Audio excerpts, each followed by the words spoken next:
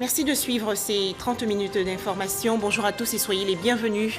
Voici le sommaire.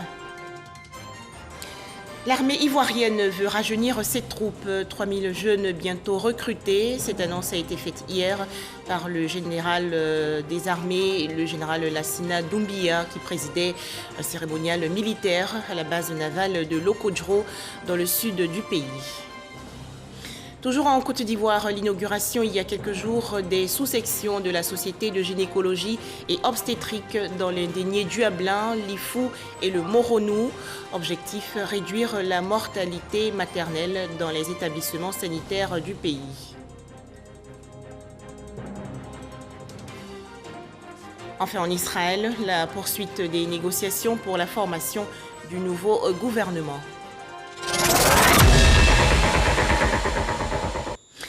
La Côte d'Ivoire et le Portugal envisagent de coopérer sur plusieurs projets, notamment l'emploi jeune, la santé et les énergies renouvelables. Des hommes d'affaires portugais ont ainsi été reçus il y a quelques jours par la ministre d'État, ministre des Affaires étrangères, de l'intégration africaine et de la diaspora, Kandia Camara.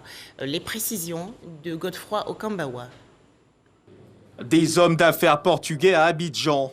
Ils sont venus prospecter le marché ivoirien pour identifier les opportunités d'investissement dans le domaine des BTP, de l'humanitaire, de la peinture, de la construction d'infrastructures et de la santé. Qu'un partenariat soit créé.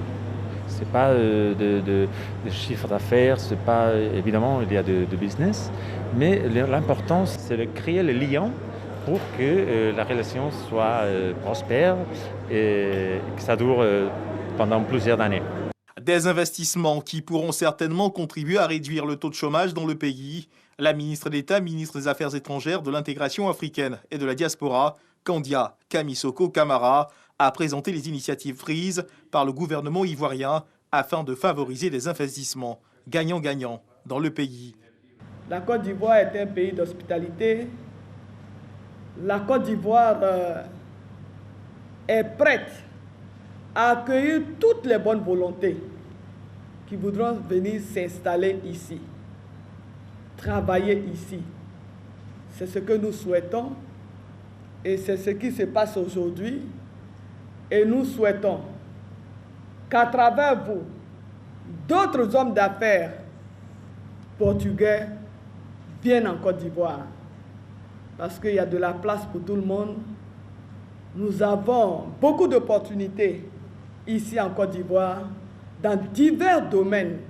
Avant ce voyage en terre ivoirienne, l'ambassadeur de Côte d'Ivoire au Portugal a rencontré plusieurs maires dans la région du Douro, dans le cadre de la coopération décentralisée. Bientôt, plusieurs jumelages se feront entre les communes ivoiriennes et portugaises.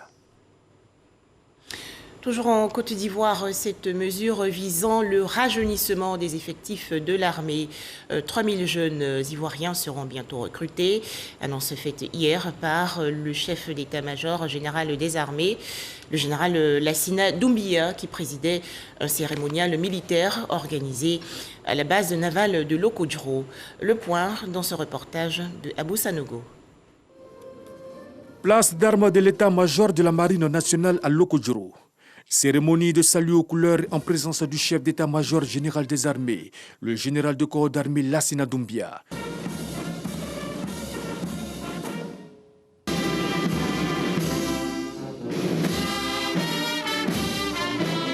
Le général de corps d'armée Lassina Doumbia, chef d'état-major général des armées, a entretenu ses hommes sur 3 points. La menace terroriste, la prise de conscience des menaces sécuritaires internes et le renforcement des capacités opérationnelles de ces hommes. Si ces alertes sécuritaires sont si récurrentes dans notre région nord, ce n'est pas du fait de la faiblesse de notre dispositif ou d'un quelconque dysfonctionnement. Cela est plutôt dû à la possibilité pour les terroristes de se replier de l'autre côté des frontières chaque fois qu'ils se heurtent à nos hommes. Aucun pouce de terrain ne leur sera cédé. Autre sujet abordé, le programme de départ volontaire à la retraite, un des points de la première loi de programmation militaire. 1000 personnels sous-officiers seront autorisés à quitter l'armée pour rejoindre des corps paramilitaires tels que la protection civile, les affaires maritimes et portuaires, les eaux et forêts et la garde pénitentiaire. Ce mécanisme permettra à ces administrations sœurs de renforcer leurs effectifs en occultant certains aspects de la formation, car il s'agit de militaires d'expérience immédiatement opérationnels. Ce dispositif contenu dans le Code de la fonction militaire permet aux militaires candidats à la reconversion de garder intact leur salaire dans leur nouveau corps. Par ailleurs, la prise en compte des différentes menaces a amené l'état-major général des armées à proposer au Conseil national de sécurité un programme de renforcement de leurs capacités opérationnelles. Et ce programme comprend, en plus de l'acquisition de moyens, un rajeunissement de leurs effectifs. Ainsi, 3000 jeunes Ivoiriens vont, selon le chef d'état-major général des armées, rejoindre les rangs. Ils viendront aider les unités à remplir leurs missions qui se multiplient et sont de plus en plus variées. Lassina Doumbia a également invité ces hommes à ne pas manquer la deuxième vague de vaccination contre la Covid-19 qui va s'ouvrir. Un défilé des troupes à pied a meublé cette cérémonie de salut aux couleurs. Je vous donne à présent lecture de ce communiqué de la Commission électorale indépendante, la CEI. La Commission électorale indépendante, la CEI, informe les candidates et candidats aux élections partielles des députés à l'Assemblée nationale du 12 juin 2021 qu'en prélude à la période de propagande électorale et conformément au texte en vigueur, elle va procéder le mercredi 2 juin 2021 à 10h à son siège d'Abidjan de Plateau à la remise officielle de leurs affiches et spécimens de bulletins de vote. Elle invite par conséquent les candidates et candidats concernés ou leurs représentantes et représentants à se munir du récépissé de dépôt de leur candidature pour le retrait des documents susvisés. La Commission électorale indépendante compte sur le civisme et la responsabilité de tous pour la réussite de cette opération. Fait à Abidjan le 31 mai 2021, Kwame Adjoumani Pierre. Dans l'actualité nationale également, cette rencontre pour encourager les jeunes filles à s'intéresser aux filières scientifiques. L'Association des sciences et techniques au féminin a organisé récemment un atelier. Les détails, Astou Touré. Une exposition de résultats scientifiques par des jeunes filles dans les jardins de l'université Félix Houphouët-Boigny de Cocody. C'est une initiative de l'Association des sciences et technologies au féminin en vue de promouvoir et motiver la présence des filles dans les filières scientifiques. En vue de toutes les activités et toutes les expériences qui ont été faites, j'ai compris qu'il fallait qu'on ait une vision un peu plus élargie de ce qui se fait ailleurs. En voyant ce que les autres ont présenté aujourd'hui, je me suis rendu compte qu'à l'université Félix Houphouët-Boigny, par exemple, il y a plusieurs expériences qui se font. Il y a des choses qu'on exporte ou qu'on a pour habitude d'acheter à l'extérieur. Pourtant ici, nos frères ont la capacité de le faire. Et c'était vraiment génial de voir qu'il y avait des filles qui se sont vraiment intéressées à la chose. L'association Sciences et Technologies au féminin, STF, s'est engagée à mener des actions afin de diminuer de façon substantielle le taux d'abandon des filles inscrites dans les parcours scientifiques. Il fallait qu'on motive en fait les étudiants, surtout les filles, les élèves et tout le monde. La science, c'est vrai, c'est dur, mais c'est fait aussi pour la femme. Donc elle est là, elle peut faire beaucoup de choses avec. Donc au sort d'ici, le récit principal qu'on attend, c'est que les filles ressortent d'ici en ayant l'esprit que la science, c'est pas aussi compliqué. La science n'est pas aussi dure qu'elle en a l'air, mais il y a beaucoup de choses. Les formules mathématiques sont en réalité les solutions de différents problèmes que nous rencontrons au quotidien et qu'on peut mettre en pratique et fournir quelque chose de formidable. Selon un rapport de l'UNESCO sur l'éducation des filles et des femmes aux sciences, technologies, ingénierie et mathématiques STEM, les filles représentent 35% à travers le monde à étudier les disciplines au niveau de l'enseignement supérieur. Se faire vacciner et respecter scrupuleusement les gestes barrières, des mesures pour mettre fin au coronavirus.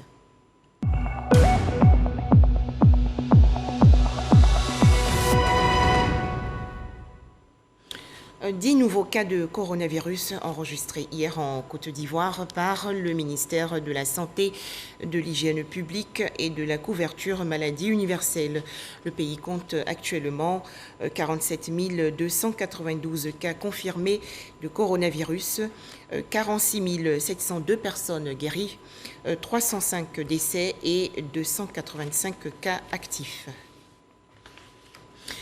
La Côte d'Ivoire s'investit dans la fabrication de compléments alimentaires. Le pays s'est en effet doté récemment d'une usine de fabrication. Cette structure est située à San Pedro, dans la région sud-ouest. C'est une initiative du Conseil national pour la nutrition, l'alimentation et le développement de la petite enfance. Astou Touré. Dégustation de suppléments alimentaires par une dizaine d'enfants. Ce produit, appelé Vivi, est le premier du genre fabriqué sur le sol ivoirien. Ce produit Made in Côte d'Ivoire vise à améliorer le développement de la petite enfance. Ces suppléments nutritionnels renforcent la capacité d'énergie de l'enfant. On a constaté qu'au Ghana, les écoles qui ont été identifiées où on distribue ces suppléments nutritionnels, où les enfants viennent à l'école, donc il n'y a pas de taux d'absentéisme qui est vraiment chuté. Ces produits qui sont fabriqués seront distribués à 26 000 enfants par an et pendant 5 ans gratuitement. La malnutrition est une maladie grave qui affecte le développement du capital humain. Malheureusement, la Côte d'Ivoire n'échappe pas à cette réalité avec une prévalence de 21%.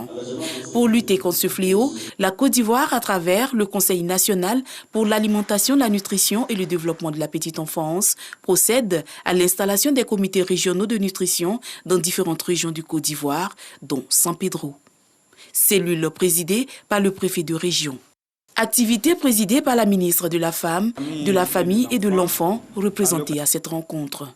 Nous avons engagé le corps préfectoral à œuvrer pour le succès de cette action cadre avec les actions du ministère de la Femme, de la Famille et de l'Enfant et aussi de la vision du président de la République. Après l'étape de San Pedro, suivront celles du Tonkpi, du Cavali et du Guemon.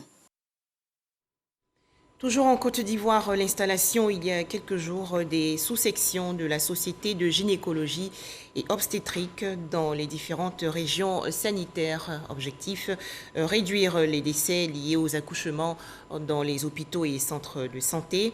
Alors dans ce reportage de Herman Niamia, l'inauguration des sous-sections des régions de l'Indénié du Ablin, de l'Ifou et du Moronou. Les chiffres sont hallucinants. Les femmes qui perdent la vie en donnant la vie en Côte d'Ivoire sont trop élevées selon les praticiens. La Côte d'Ivoire a un taux très élevé de mortalité maternelle. On a 614 décès maternels pour 100 000 naissances vivantes. Vraiment, c'est trop élevé parce que les pays qui nous entourent qui ont moins de moyens, moins d'hôpitaux, de services que nous, on fait une politique qui leur a permis de réduire. Un tableau peu reluisant qui interpelle la SOGOSI, la Société de gynécologie et d'obstétrique de Côte d'Ivoire, qui veut se rapprocher des praticiens afin d'œuvrer à l'amélioration de la qualité des soins en vue d'améliorer les indicateurs en matière de santé de la reproduction en Côte d'Ivoire. Pour réussir cette mission, les responsables ont décidé d'installer 11 sous-sections dans les régions sanitaires du pays. Depuis que le taux de mortalité maternelle ne fait qu'accroître, ça ne baisse pas, on a décidé d'installer des sous-sections dans les différentes régions pour qu'ensemble, nous puissions être plus près de nos collaborateurs, c'est les gynécologues obstétriciens, les sages-femmes, dans le but de faire des formations, d'envoyer les bonnes pratiques dans le but de réduire la mortalité maternelle et infantile néonatale. Pour les régions de l'Indénié du Ablin, de l'Ifou et du Moronou, c'est le docteur Nzikwa Edmond qui préside la sous-section de la SOGOSI. Il est bien conscient des défis à relever. C'est un gros défi et je pense qu'avec la participation de tout le monde, nous allons y arriver. Nous allons mettre en place notre bureau et commencer à travailler dans ce sens. La SOGOSI regroupe environ 440 gynécologues et obstétriciens et 3000 sages-femmes réparties sur l'ensemble du territoire ivoirien. Après l'installation des différentes sous-sections, elle entend multiplier les formations et faire des plaidoyers afin que le plateau technique de nos hôpitaux soit réhabilité ou rééquipé pour réduire la mortalité maternelle, néonatale et infantile. Autre actualité nationale, des vivres et non-vivres offerts le 18 mai dernier à 17 familles victimes de la crise post-électorale d'octobre 2020. C'est un don du Haut Commissariat des Nations Unies pour les réfugiés. Ces vivres et équipements vont permettre aux ménages bénéficiaires de réhabiliter et réintégrer leur logement endommagé lors des conflits communautaires. Jean Djadji. 50 feuilles de tôle, des pointes, des bâches, des lampes solaires, Des kits de cuisine distribués à 17 familles sinistrées du quartier Tumodikro, des victimes de la crise post-électorale d'octobre 2020 dans la ville de Tumodi. Ces dons ont été offerts par le Haut Commissariat des Nations Unies pour les réfugiés dans le cadre de sa mission humanitaire dans la localité. Nous sommes ici pour appuyer bien sûr les populations qui se sont déplacées du fait de la crise qu'a connue Tumodikro, donc Tumodi de façon générale. Ce n'est qu'un appui que nous faisons et on espère que la société civile avec des initiatives citoyennes comme celle de l'ONG puisse appuyer les populations pour qu'elles puissent se reconstruire. C'est vrai, la reconstruction physique est très importante, mais il faut aussi la reconstruction psychologique et morale. L'ONG NTD et ses partenaires ont aussi accompagné cet élan de solidarité. Des bons de matériaux de construction et des pots de peinture ont été mis à la disposition des victimes pour la réhabilitation de leur logement. Identifiés par les autorités préfectorales de Tumodi, les 17 familles sinistrées ont reçu des vivres et des non-vivres. Un tout autre sujet à présent, Nzi Siessou, désormais connecté au réseau électrique. Cette localité située dans le centre du pays s'est également dotée d'un complexe polyvalent. L'inauguration de ces deux infrastructures de base s'est déroulée le 29 mai dernier en présence du ministre de la Promotion des Sports et du Développement de l'économie sportive, Paulin Danhaut. Les détails, Léon Brou de RTI Bouaké. Effervescence à Nzi Siessou, localité de plus de 1000 âmes à 20 km de Dembokro et à moins d'un autre de Nofou, son chef-lieu de sous-préfecture, dont elle est devenue un quartier. À l'origine, l'inauguration du foyer polyvalent et la mise sous tension électrique de ce village. Quelle grande joie! En effet, le jour de la mise sous tension électrique, tous les animaux de ce village ont broudé jusqu'au petit matin, se croyant en pleine journée. Merci, Monsieur le Président. C'est que Nzi Siessou doit son électrification au président Alassane Ouattara, puisqu'elle intervient dans le cadre de son programme en faveur des villages de plus de 500 habitants et met fin à 15 années de démarches administratives, faisant suite au défunt projet phare auquel ont souscrit les villageois par le paiement de la caution exigée. Le foyer polyvalent, lui, est réalisé par un cadre après que les populations qui l'ont entamé ont abandonné sa construction faute de financement. En les inaugurant, le ministre de la Promotion du Sport et du Développement de l'économie sportive dit la vocation de ces deux infrastructures à booster le développement. Un foyer polyvalent, c'est le lieu où l'on apporte à la fois la connaissance, l'éducation, et c'est le lieu où on apporte aussi la réjouissance et où on fixe les jeunes dans les territoires. À partir du mois de juillet, nous allons donc revivre pleinement l'intensité de la lumière pour les activités génératrices de revenus, pour les femmes, pour les jeunes et surtout les activités de renforcement de la cohésion sociale. C'est pour dire que ce foyer et la lumière viennent concrétiser la grande vision de la construction d'une Côte d'Ivoire solidaire. Reste pour Nzi Siessou et Nofou, sa sous-préfecture, une cantine scolaire, un hommage aux pionniers du développement et le bitumage de la route Nofou-Dembokro. À ces projets s'associe le ministre de la Promotion du Sport et du Développement de l'économie sportive. L'Union patronale des entreprises du secteur de l'électricité de Côte d'Ivoire a été présentée récemment au grand public. L'UPESLC est le fruit de la fusion entre l'Union patronale des électriciens de Côte d'Ivoire et l'Association patronale des entreprises du secteur de l'électricité en Côte d'Ivoire. Ces deux structures ont décidé de s'unir pour conquérir le marché. Les précisions de Jean-Louis Gbangbo. Ils sont pour la plupart des patrons d'entreprises de réalisation de travaux, de distribution de matériel électrique ou encore de fabrication de poteaux en béton, issus de l'Union patronale des électriciens de Côte d'Ivoire, UPC, et de l'Association patronale des entreprises du secteur de l'électricité en Côte d'Ivoire, APCLC.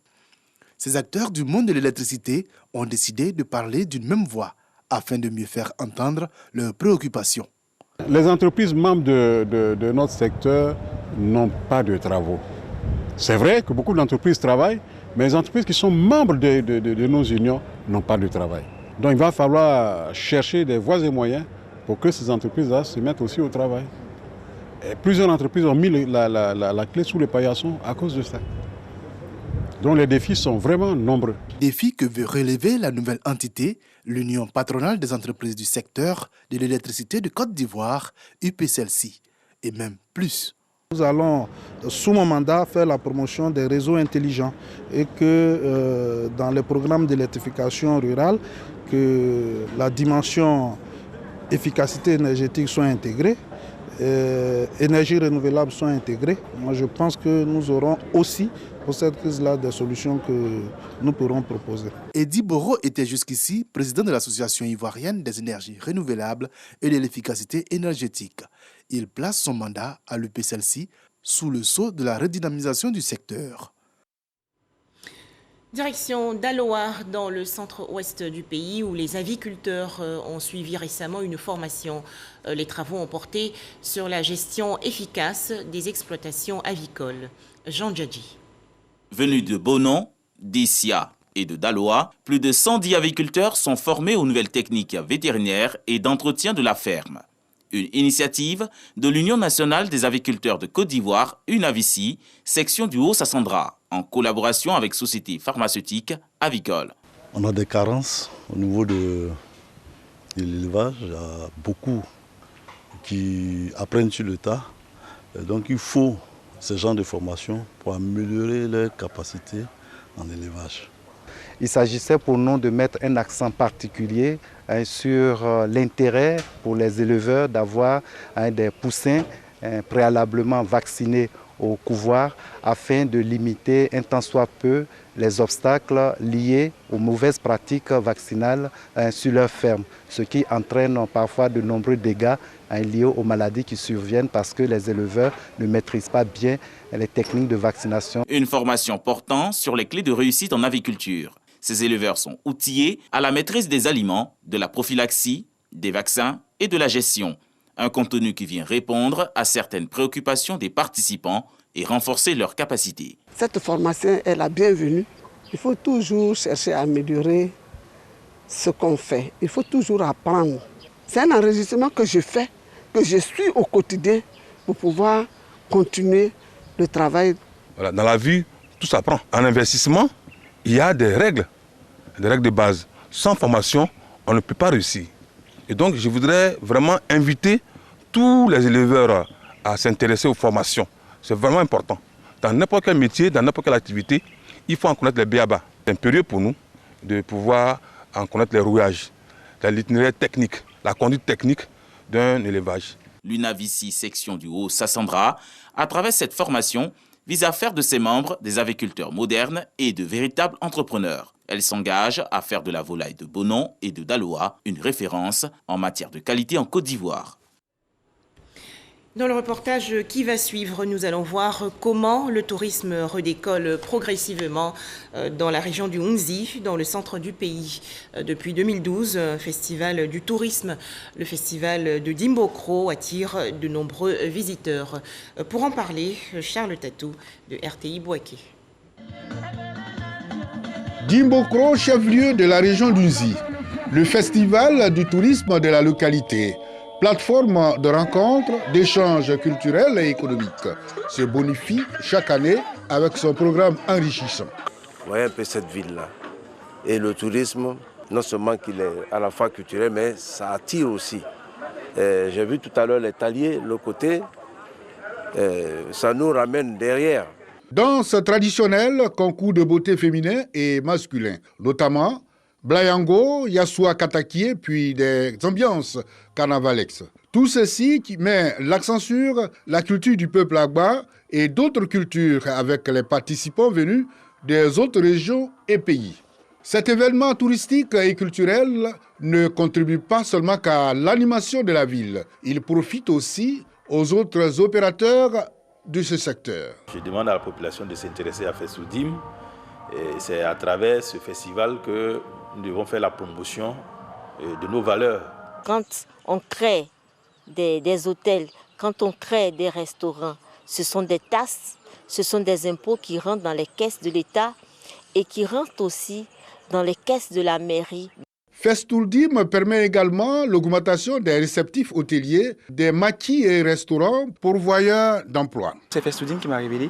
J'étais en classe de terminale. Après l'obtention du BTS, voilà, j'ai intégré une grande structure de la place. 2021, 10e édition de ce festival. Le ministre du Tourisme et des Loisirs s'est fait représenter aux cérémonies de cette édition bilan. En dehors de son aspect économique, le tourisme a un impact non négligeable sur la santé et l'épanouissement de l'homme. Il contribue de ce fait à briser les barrières et à rapprocher les individus, devenant ainsi un facteur de développement et de cohésion sociale. En termes de sites touristiques, Dimokro dispose d'un bâtiment colonial, la maison du gouverneur, d'un pont métallique, d'un cimetière des martyrs et d'un cours d'eau, le fleuve Nzi, qui ne cesse d'attirer les visiteurs. Ce festival célèbre quant à lui le Zaouli, musique et danse en pays gouro dans le centre-ouest de la Côte d'Ivoire. Le Zaouli, on le sait, est inscrit sur la liste prestigieuse du patrimoine mondial de l'UNESCO. Didier Nguessan.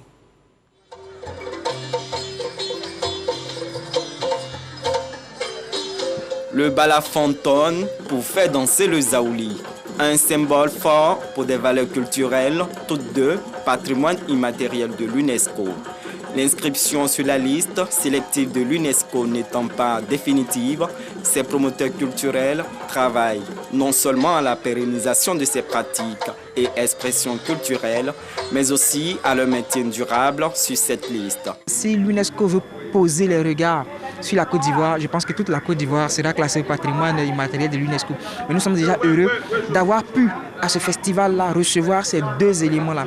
Le balafon qui a joué, qui a produit de la musique, et le Zaouli qui a dansé. Le Festival des arts, de la culture et du tourisme de Zionoula crée ainsi des ponts entre les régions de la Maraoué et du Poro. Des liens renforcés par les alliances interethniques entre Gouro et Sénoufo. Si les Sénoufos sont nos ouvriers, c'est que nous-mêmes, nous sommes qui pour les Sénoufos? Les maîtres. Il y a deux types d'alliances. Il y a l'alliance sacrée et il y a l'alliance non sacrée. Les alliances sacrées, ce sont des pactes. Exemple, pour pouvoir signer ce pacte, il peut arriver que deux personnes se donnent la chair pour refuser que cela se reproduise à jamais durant toute la vie sur cette terre. Des alliances non sacrées, ça n'a pas d'inconvénient. C'est-à-dire que si on a eu à ne pas respecter cette alliance, ça ne cause pas trop de problèmes. Le festival a été aussi l'occasion de promouvoir les artistes locaux. 3 jours de festivités, Touré Issouf, le commissaire général, trouve le bilan positif et annonce pour les prochaines éditions l'inscription du festival au budget de la mairie de Zionoula. En image, l'actualité hors de chez nous, alors que la crise diplomatique se poursuit entre le Maroc et l'Espagne, le leader du front Polisario, l'indépendantiste sahraoui Brahim Rali, malade du coronavirus et d'un cancer, est auditionné aujourd'hui par le juge de l'audience nationale Santiago Pedras. L'indépendantiste marocain Brahim Rali, qui est au cœur du litige entre Rabat et Madrid, est entendu dans le cadre de 2 plaintes déposées contre lui en Espagne. Enfin, les négociations se poursuivent en Israël pour la formation d'un nouveau gouvernement. Il reste un peu plus de 36 heures au centriste Yair Lapid pour parvenir à former cette équipe. Son succès semble envisageable depuis qu'il a reçu le 30 mai dernier le soutien du chef de la droite nationaliste religieuse, Naftali Bennett. Voilà, c'est la fin de ce journal. Merci de nous avoir suivis.